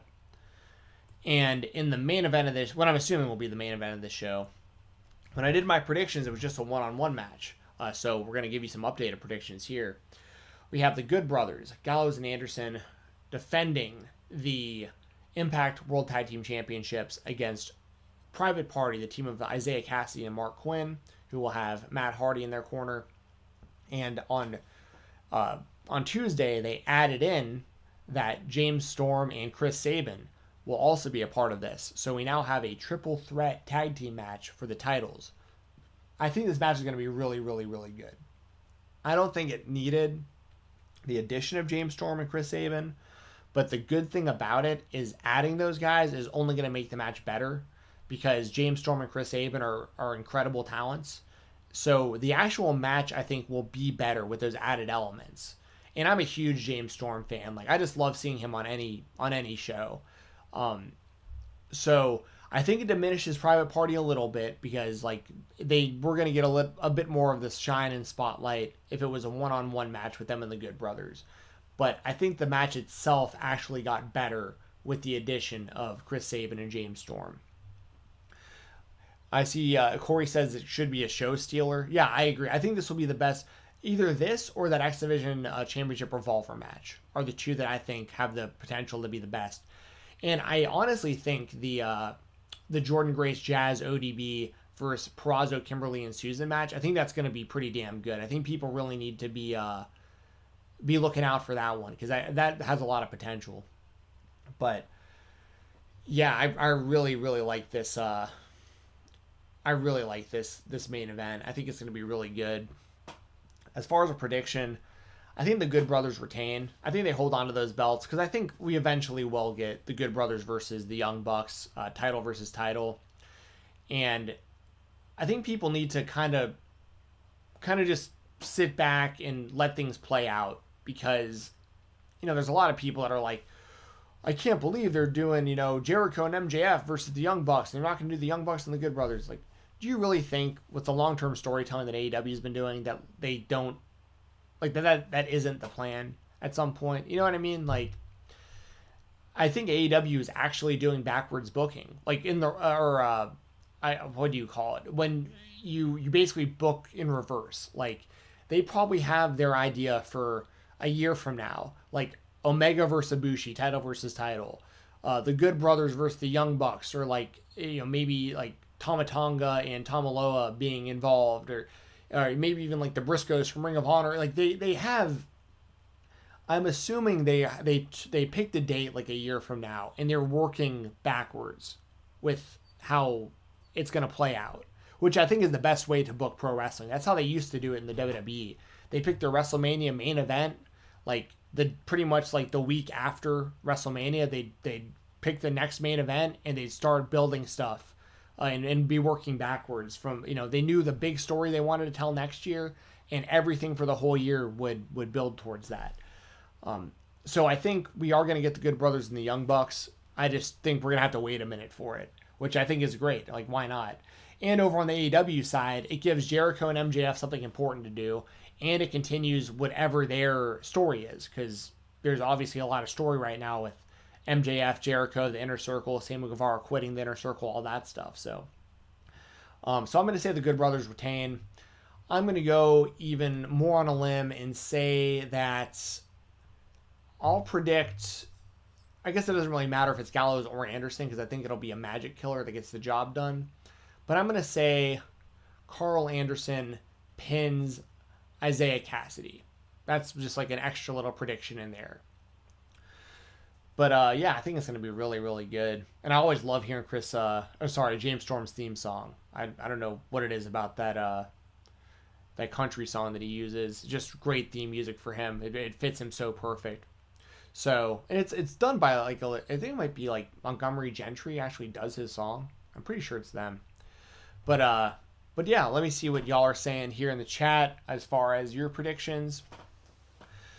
Corey says Black Taurus from AAA and Impact Wrestling. Yep, that's why I was picking Decay to win their match, because I think Black Taurus came back in. I say back in. He was with Impact at one point, but I'm pretty sure he was with Impact at one point. I feel like I've definitely seen him on their show before. But his re-debut with Decay, a lot of people really liked that. Jackson Alonzo, what's up, man? Welcome back to the chat. You're coming in late. We're almost done, but I'm glad to see you in here, as always.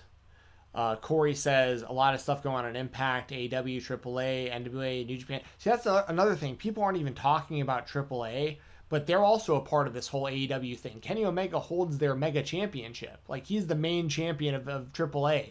And, there's so much stuff going on behind the scenes, I think, right now with AEW and these companies. Stuff that people aren't even thinking about. Like, that I think is just going to be so awesome. Like, think about that. We had AEW already working with NWA, because otherwise they wouldn't have access to Thunder Rosa and Serena Deeb.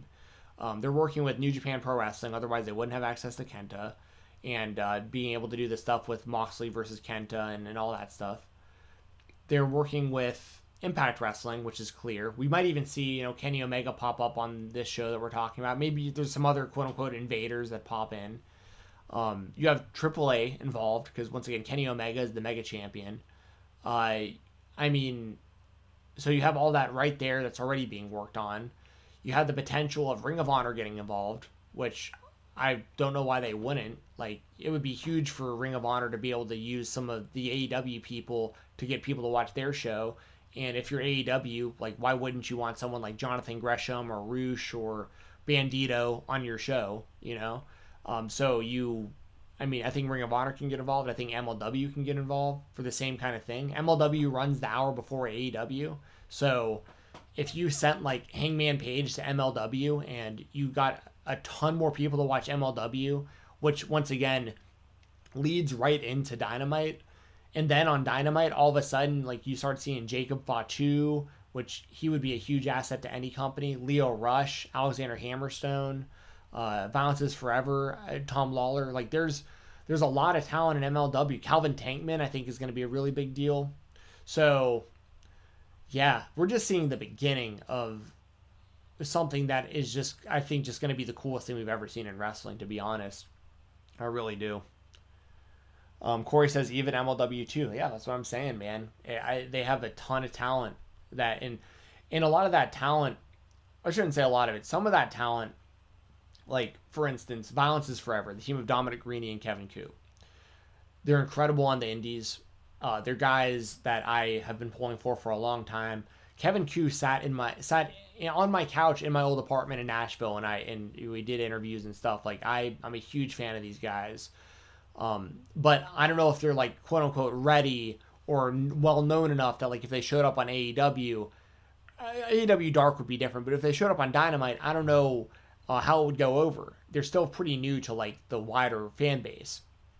But if they were on MLW and AEW sent, I don't know, you pick any tag team, they send the Acclaim. We'll just say the Acclaim wrestles Violence is Forever on MLW, and more AEW fans watch MLW because of that. And now all of a sudden they're like, oh hell, who Dominic Garrini and Kevin Koo? Who are these guys? This match they just had with the Acclaimed was awesome.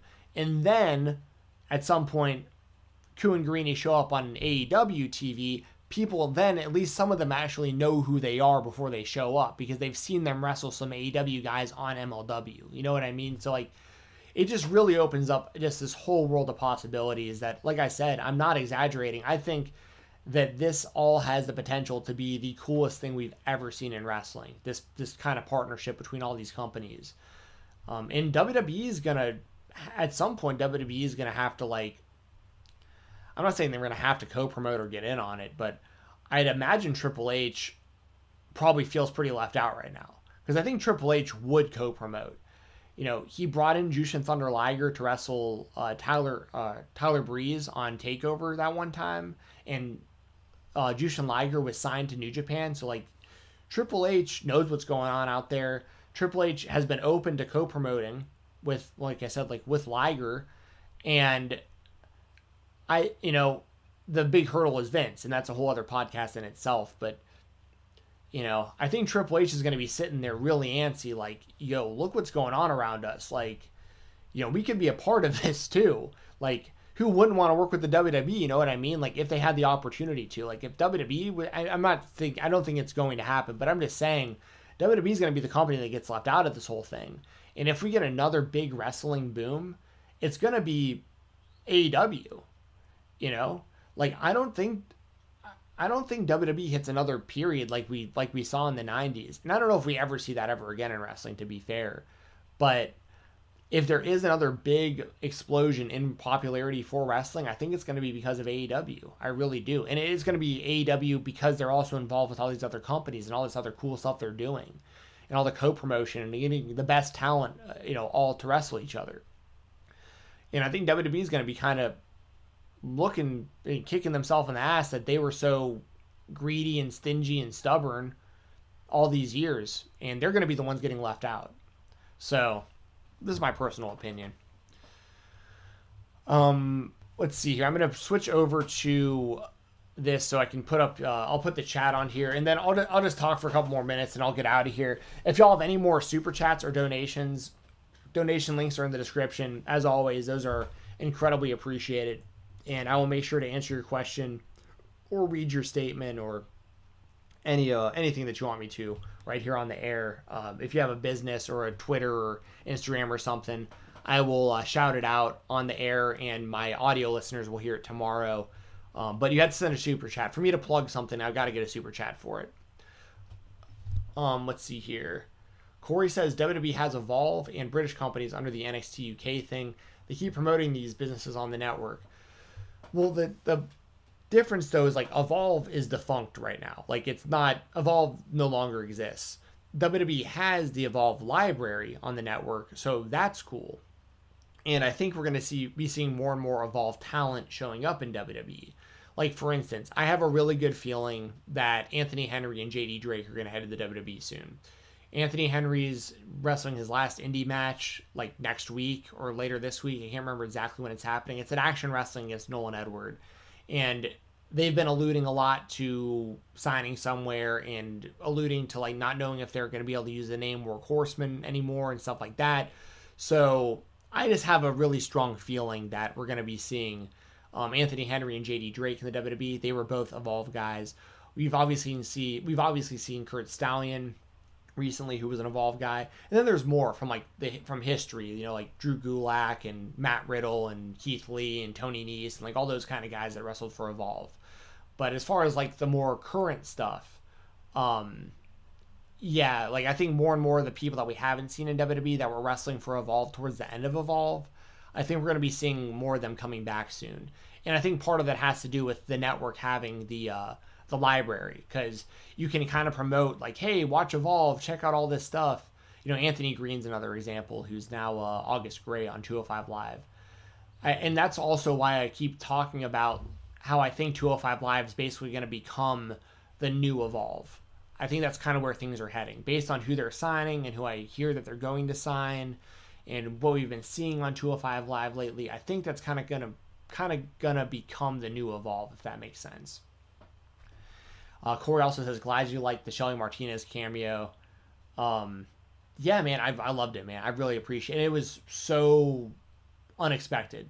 You surprised the hell out of me, man. I literally had to download the Cameo app just to watch it, because that's how surprised I was. I didn't even have the Cameo downloaded.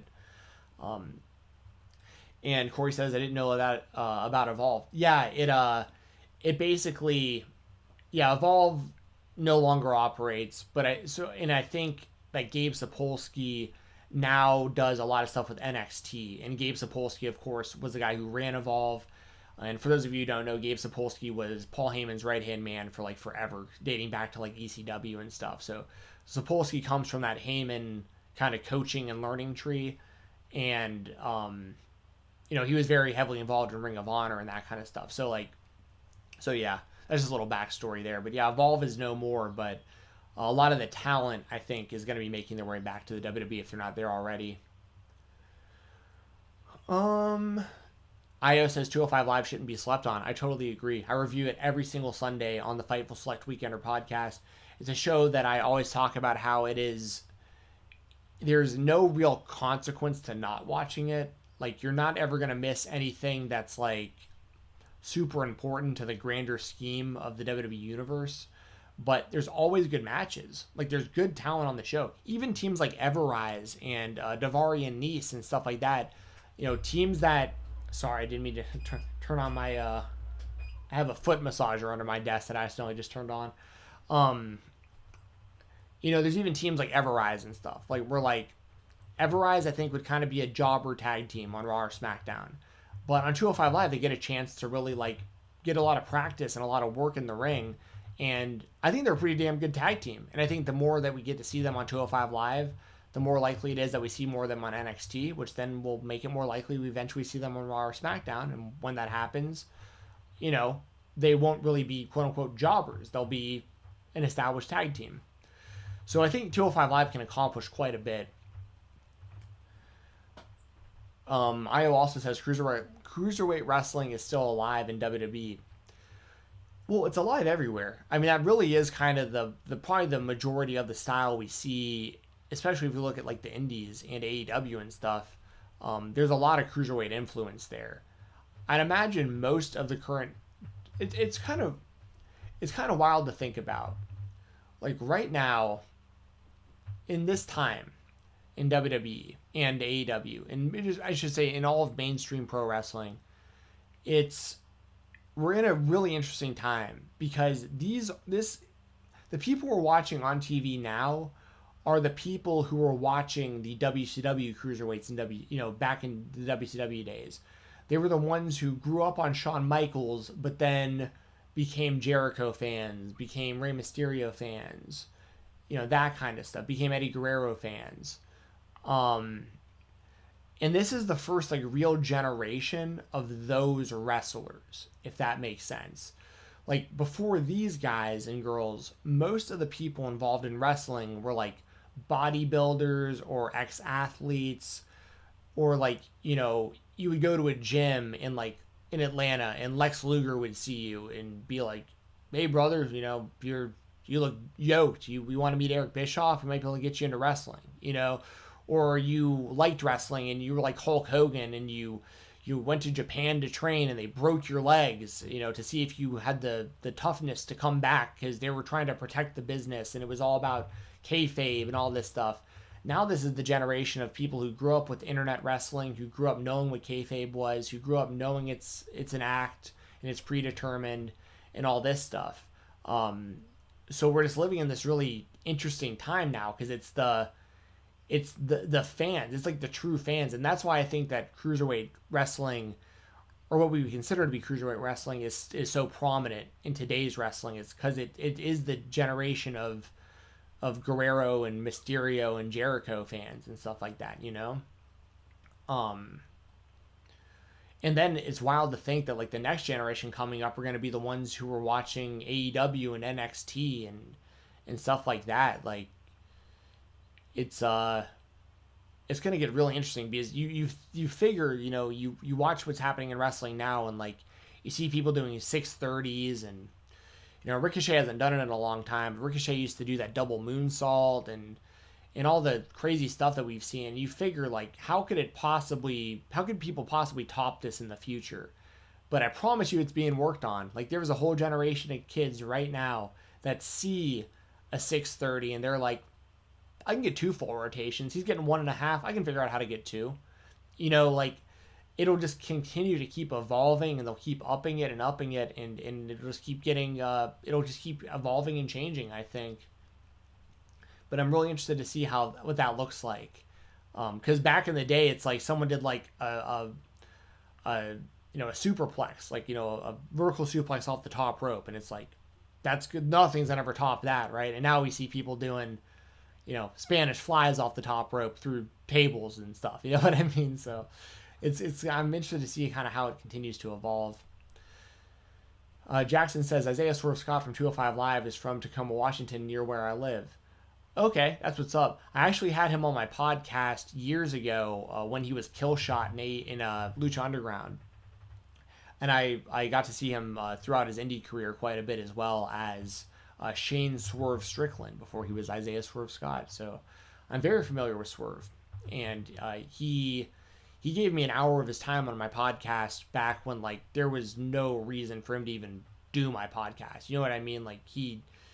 He did me a huge favor by even coming on the show, and then he gave me an entire hour of his time, and he was super nice. It was a great podcast. It's still available on the Fight Talk podcast feed if you want to check it out. And I've gotten a lot better at interviewing since then. I'll just throw that out there too. It's hard for me to listen to some of my earlier stuff because I think it's kind of cringe now to listen to myself, but a lot of good information in those podcasts. I asked a lot of questions that I think a lot of fans would want answered. And this will be the last question that I answer before I talk about the sponsors. But Jackson Alonso says, why did they stop putting 205 live matches on Monday Night Raw? I don't know. I thought it was odd how they branded it, though, that whole time, where they'd changed the ropes to purple. It never felt like it was a part of Raw to begin with.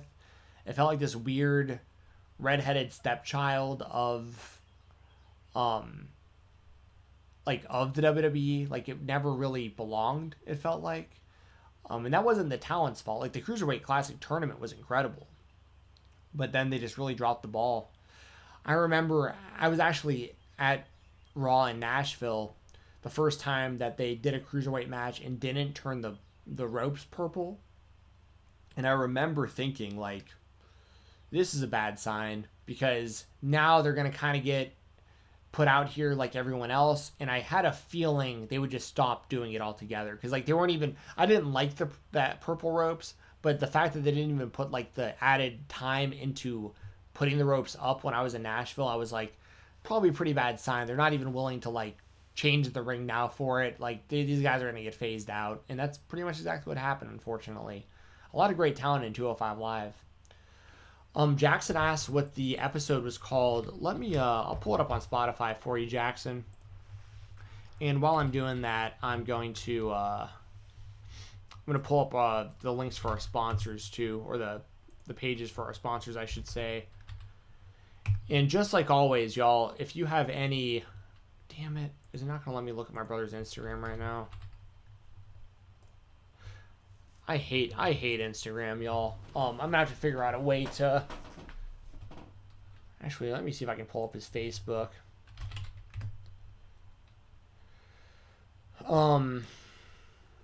Sorry for the delay, y'all. And I know I say this all the time, but if you do have any last minute super chats or donations or anything like that, while I'm kind of wrapping the show up and talking about the sponsors, I will make sure to still address any questions or read out any comments or anything that you have before I sign off here. But as far as the sorry, I'm just getting this stuff all pulled up. As far as the podcast, or who was asking, Jackson, here you go. So if you look at, this is available everywhere, by the way. Like if you're on Spotify or Apple Podcasts or anywhere. I don't know why it switched it to where now my oldest episodes are showing first. Have no idea why that happened. But I'll tell you what episode it is if I can find it here. That was a fun one. Tony Hinchcliffe for episode 100. Did he come on before episode 100? I can't, dude, that's how long ago it was. I can't remember when I interviewed Shane Strickland. Tommy Toho, Marty the Moth Martinez. That was another Lucha Underground interview. There we go. Episode number 42, if you want to check it out. Back with my old logo. Episode 42. Shane Swerve Strickland, a.k.a. Killshot from Lucha Underground. We went 49 minutes. So, yeah, right around an hour. So, yeah, if you want to check that out, that's where you can find it. And our sponsors, really quickly, we got Music City Toys and Collectibles. They are the place to be for action figures, magazines, DVDs, autographs, anything to do with pro wrestling. They're nice people to give you fair business. Check them out on Facebook if you want to get in on their auctions and claim sales and all that good stuff. They have a brick and mortar location opening in Nashville, Tennessee on May the 1st. Support them. Nice people, fair business. Anything you're looking for, Music City Toys and Collectibles. Follow them on all social media. Shout out to WrestleRumble.com. They are the place to be for Fantasy Pick'em contests for professional wrestling. This contest is insane, y'all. For $1 entries, somebody is going to win. For $1, someone's going to win all 5 of these belts. $1, one winner. Getting the AEW title, the TNT title, both tag team titles, and the FTW championship belt. I am pumped beyond belief for this contest, and it can be all yours for $1. All these title belts cost like $300 to $400. They're all being custom made because you can't even buy them on AEW's website yet. So they found a custom maker to put all these belts together for y'all, and they are going to be sick. So check that out. Once again, WrestleRumble.com to stay up to date with all their contests and raffles. Make sure to follow them on social media, specifically on Twitter at WrestleRumble. And shout out to Brian Jensen.